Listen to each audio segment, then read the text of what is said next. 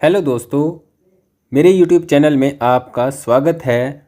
और आज की वीडियो में हम बात करेंगे कुंडली में ग्रहों की युति के बारे में। जब भी कुंडली में कोई योग बनता है या कोई दुर्योग बनता है तो उसका एक प्रभाव होता है। योग का मतलब होता है कि जोड़ का मतलब होता है कि जब दो ग्रह एक साथ बैठते हैं तो वो किस प्रकार का योग बनाते हैं। वह किसी के लिए अच्छा हो सकता है, किसी के लिए बुरा हो सकता है, या कुछ अच्छे योग होते हैं, कुछ बुरे योग होते हैं। अच्छे योगों को हम राजयोग के नाम से जानते हैं और जो बुरे योग बनते हैं कुंडली में उनको हम दुर्योग के नाम से जानते हैं। और इन राजयोग या दुर्योग जो भी योग कुंडली में बनते हैं इनका विशेष प्रभाव कुंडली पर होता है और जीवन पर होता है, क्योंकि एक दुर्योग व्यक्ति के जीवन में बहुत सी कठिनाइयों को लाने का काम करता है। इसी प्रकार कोई राजयोग व्यक्ति के जीवन में बहुत ही खुशियाँ लाने का काम करता है। तो जो दुर्योग हैं, राजयोग हैं, ये अलग अलग प्रकार से कार्य करते हैं।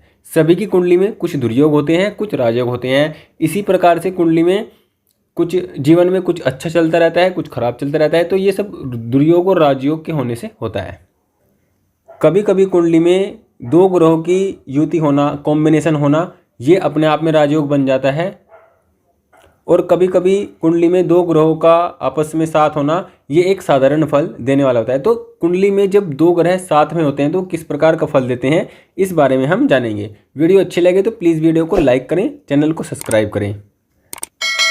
सबसे पहले हम बात करते हैं कुंडली में। देखिए, किसी भी व्यक्ति कुंडली हो या अधिकतर कुंडलियों में, सभी कुंडलियों में आपने देखा होगा सूर्य, बुध और शुक्र, ये तीन ग्रह ऐसे होते हैं जिनका जो भ्रमण होता है कुंडली में या गोचर में एक साथ होता है या आसपास होता है। मतलब इनमें 1 या 2 डिग्री का अंतर होता है या 2-4 डिग्री का अंतर रहता है, या कभी कभी एक घर में ही ये तीनों आ जाते हैं।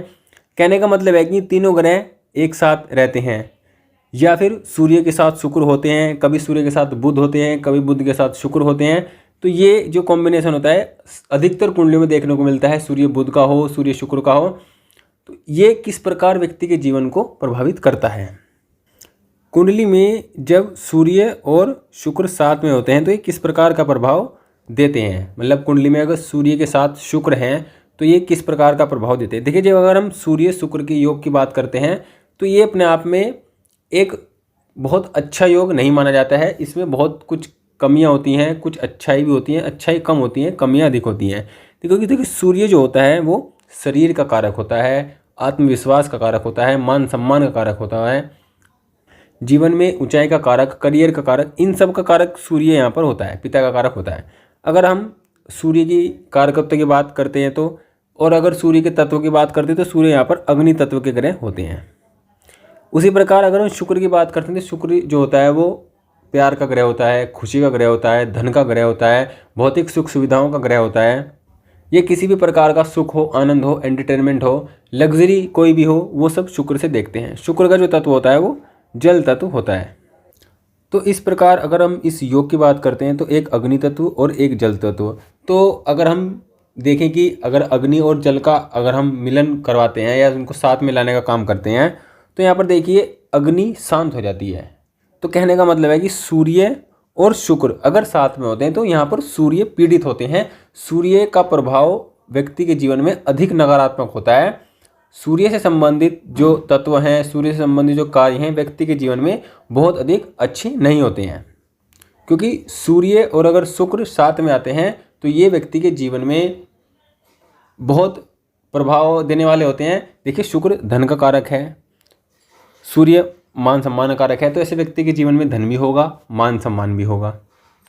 लेकिन यहाँ पर सूर्य पीड़ित है तो जो धन होगा वो तो व्यक्ति को प्राप्त होगा, लेकिन मान सम्मान के लिए व्यक्ति को संघर्ष करना पड़ेगा।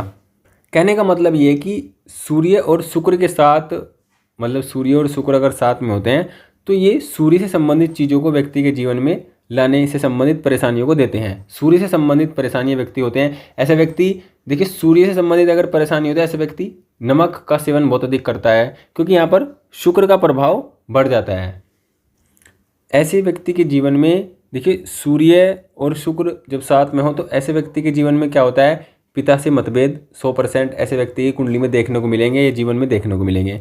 वैवाहिक जीवन में बहुत ज़्यादा मतभेद होते हैं, वैवाहिक जीवन में बहुत अधिक तनावपूर्ण रहता है। और किस वजह से तनावपूर्ण रहता है? ईगो के कारण रहता है, अहंकार के कारण रहता है। वैवाहिक जीवन खराब रहता है, अच्छा नहीं रहता है जब सूर्य शुक्र एक साथ हों। एक साथ होने का मतलब है कि जब दोनों ग्रहों में 10 डिग्री से कम का अंतर हो। मान लो सूर्य अगर 15 डिग्री पर है और शुक्र यहाँ पर 8 डिग्री में, तो दोनों के बीच का जो डिफरेंस होगा डिग्री का वो 10 से कम होगा। 10 से कम डिग्री का डिफरेंस अगर है तो ये अपने आप में योग माना जाता है, जिसका प्रभाव बेहद ही व्यक्ति के जीवन पर दिखाई पड़ता है। तो सूर्य शुक्र से होने से व्यक्ति के वैवाहिक जीवन में समस्या रहती है, व्यक्ति के पिता से संबंध अच्छे नहीं होते हैं, सरकारी नौकरी प्राप्त करने में समस्या रहती है। सूर्य से संबंधित जितने भी व्यक्ति काम करेगा उतने व्यक्ति को समस्या रहेगी। और विशेष रूप से व्यक्ति को संतान होने में भी बहुत अधिक समस्या होती है, या कभी कभी अगर बहुत अधिक पीड़ित है, पंचम भाव पीड़ित है, पंचमेश पीड़ित है, गुरु पीड़ित है, तो नहीं भी होती है या बहुत कम होती है। संतान संबंधी समस्या भी व्यक्ति के जीवन में देखने को मिलती है। ये सूर्य और शुक्र के कॉम्बिनेशन होने से व्यक्ति के जीवन में इस प्रकार के प्रभाव भी देखने को मिलते हैं।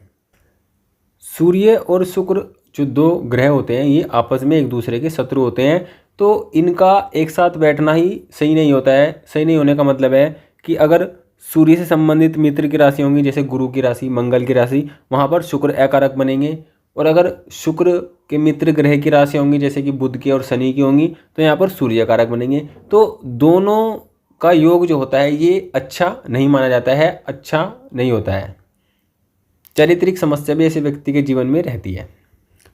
किसी व्यक्ति कुंडली में अगर सूर्य शुक्र का संबंध है या योग है, तो ऐसे व्यक्ति को कम नमक का सेवन करना चाहिए। मतलब एक्स्ट्रा जो नमक अगर खाने में यूज़ करता है तो वो नहीं करना चाहिए। इससे व्यक्ति का जो सूर्य होगा वो और कमज़ोर होगा और सूर्य से संबंधित फल व्यक्ति को और ख़राब मिलेंगे। और देखिए, कुंडली में सूर्य शुक्र का अगर योग है तो यहाँ पर सूर्य की पूजा व्यक्ति को तब अधिक करनी चाहिए जब गुरु, मंगल और सूर्य का लगन हो। मतलब जैसे कि सिंह लगन हो, वृश्चिक लगन हो, मेष लगन हो, धनु लगन हो, मीन लगन हो। अगर इन लगनों में सूर्य और शुक्र का संबंध हो तो व्यक्ति को सूर्य की पूजा, सूर्य संबंधित आराधना, सूर्य संबंधित जो व्रत है वो सब करना चाहिए।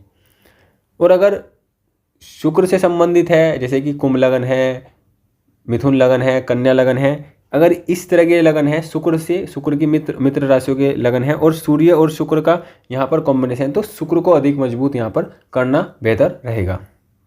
तो इस प्रकार सूर्य और शुक्र का योग व्यक्ति के जीवन को प्रभावित करता है। अब हम बात करते हैं कुंडली में सूर्य और गुरु के संबंध को। जब भी कुंडली में सूर्य और गुरु का योग बनेगा तो ये किस प्रकार का प्रभाव जीवन में देगा, व्यक्ति पर देगा।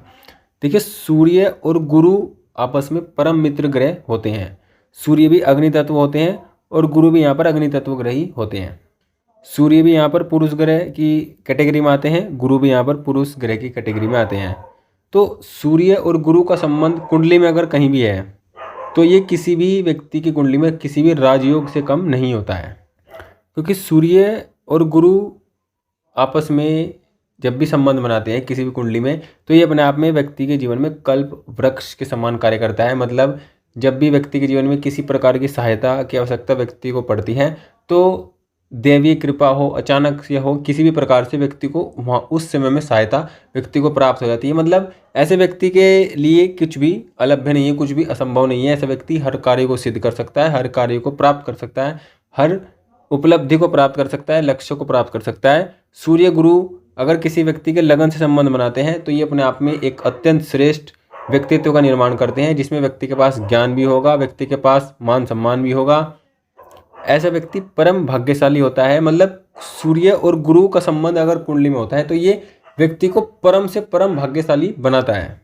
कुंडली में सूर्य आत्मविश्वास होता है, गुरु ज्ञान होता है। और जब आत्मविश्वास और ज्ञान दोनों का संबंध बनता है तो व्यक्ति किसी भी असंभव कार्य को भी संभव बना सकता है। मतलब ऐसा व्यक्ति कुछ भी काम करे जीवन में वह सफल 100% होता है। देखिए, अगर ऐसा व्यक्ति किसी व्यक्ति कुंडली में सूर्य और गुरु का संबंध है और ऐसा व्यक्ति गुरु का अपमान करता है तो ये व्यक्ति के सूर्य को पीड़ित करेगा। अगर ऐसा व्यक्ति गुरु का अपमान करता है या गुरु समान किसी भी व्यक्ति का अपमान करता है तो ऐसे व्यक्ति के जीवन में सूर्य से संबंधित समस्याएं 100% आएंगी। ऐसा व्यक्ति सूर्य से संबंधित अगर क्योंकि सूर्य और गुरु का कॉम्बिनेशन अपने आप में एक देवीय शक्ति प्राप्त है, अपने आप को एक वरदान प्राप्त है, परम भाग्य इसको हम कह सकते हैं।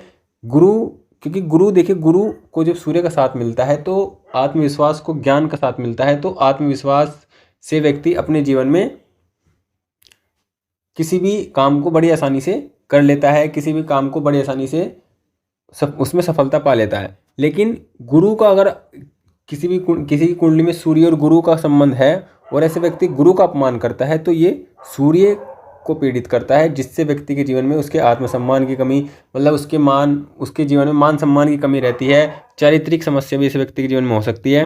पिता से मतभेद भी जीवन में होता है। मतलब कहने का है कि सूर्य से संबंधित समस्याएं व्यक्ति के जीवन में प्रारंभ हो जाती हैं। सूर्य और गुरु का संबंध किसी व्यक्ति कुंडली में नवम भाव में हो, दशम में हो, एकादश में हो तो ये अपने आप में अत्यंत श्रेष्ठ है या राजयोग है। कुंडली में कोई और राजयोग ना हो, कुंडली में सूर्य और गुरु साथ में हो, नवम दशम एकादश में बैठे हो तो ये अपने आप में व्यक्ति को बहुत बड़ी उपलब्धियां प्राप्त कराता है। मतलब ऐसा व्यक्ति किसी भी काम को कर उसमें सिद्धि पा सकता है, उसमें अपना परचम लहरा सकता है। लगन में अगर ये संबंध है तो ये भी अत्यंत श्रेष्ठ है। व्यक्ति परम भाग्यशाली होता है, परम ज्ञानी होता है और समाज को नई दिशा देने वाला होता है, समाज के लिए बहुत कुछ करने वाला होता है।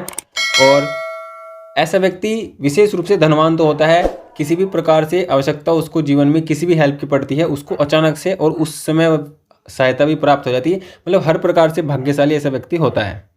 ऐसे व्यक्ति के लिए एक ही उपाय होता है कि ऐसे व्यक्ति कभी भी अपने गुरु का अपमान ना करे।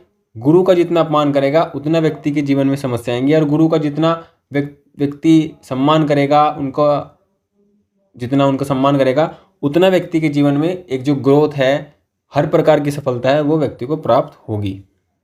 सूर्य और गुरु वाले संबंध, व्यक्ति वाले संबंध उच्च पद को भी प्राप्त करते हैं। अगर किसी उच्च पद के लिए ऐसा व्यक्ति प्रयास करे तो ये अपने आप में श्योर है, 100% है कि ऐसे व्यक्ति उच्च पद को भी प्राप्त करता है। ये अपने आप में ये एक 100% वाली बात कह सकते हैं कि सूर्य गुरु का संबंध हो, नवम दशम एकादश में हो, लगन में हो, पंचम में हो तो ये ऐसा व्यक्ति 100% अपने किसी उच्च पद को प्राप्त कर सकता है और समाज को नई दिशा दे सकता है। ये अपने आप में अत्यंत श्रेष्ठ योग बनता है। और अगर सूर्य गुरु का संबंध मेष लगन में हो, मतलब मंगल के लगन हो, मेष या वृश्चिक हो, सिंह लगन हो, गुरु के लगन हो, धनु और मीन हो तो ये अपने आप में राजयोग है, एक बेहतर राजयोग है जो व्यक्ति के जीवन को बहुत सुखी बनाने वाला होता है। और अगर दूसरे लगन वाले भी हैं उसमें भी ये राजयोग बड़ा श्रेष्ठ काम करता है, व्यक्ति को बहुत ही अच्छी एक जीवन देता है, अच्छा जीवन देता है और मान सम्मान वाला जीवन व्यक्ति को देता है। तो देखिए, कुंडली में अगर सूर्य गुरु हैं तो ये अपने आप में श्रेष्ठ है। कुंडली देखकर ही आप इस बात को जान सकते हैं, समझ सकते हैं कि ऐसा व्यक्ति बहुत ही दयालु, परोपकारी और धनी होगा और सबका सम्मान करने वाला होगा। ये इस प्रकार की स्थिति सूर्य और गुरु वाले व्यक्ति के जीवन में होती है। तो इस प्रकार आज की वीडियो में हमने 2 ग्रहों के कॉम्बिनेशन के बारे में चर्चा की। आने वाली वीडियो में हम अलग अलग ग्रहों की और कॉम्बिनेशन के बारे में चर्चा करेंगे। वीडियो अगर अच्छी लगी तो प्लीज़ वीडियो को लाइक करें, चैनल को सब्सक्राइब करें। धन्यवाद।